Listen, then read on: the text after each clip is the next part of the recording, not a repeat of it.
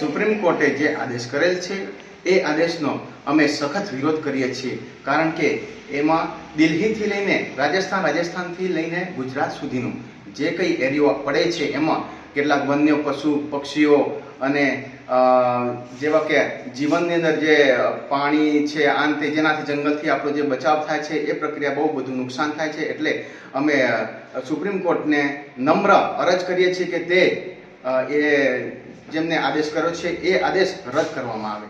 હું દડવા ગ્રામ પંચાયત સરપંચ શ્રી ચંદ્રિકાબેન ડામોર. સુપ્રીમ કોર્ટે આદેશ કરવામાં આવેલ છે એમને વિરોધ કરીએ છીએ.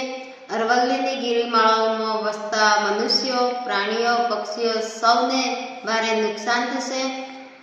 અરવલ્લીની ગિરિમાળાઓને ખનન કરવામાં આવશે તો સાબરકાંઠા, બનાસકાંઠા અને બાજુમાં વસતું રાજસ્થાન સૌને નુકસાન થઈ રહ્યું છે. અમારા જંગલમાં હરિયાળું લાગે છે એમને પણ અમને નુકસાન થઈ રહ્યું છે. જો 100 મીટરથી નીચેના ડુંગરો કાપવામાં આવશે, એમને ખનન કરવામાં આવશે તો રણ જેવી પરિસ્થિતિ સર્જાઈ જશે, તો અમને ભારે નુકસાન પડશે. તો આ નુકસાન ના થાય એમના માટે અમે સરકારશ્રીને વિનંતી કરીએ છીએ કે આદેશ રદ કરવામાં આવે, અને ના રદ કરવામાં આવે તો અમે ઉગ્ર આંદોલન કરીશું.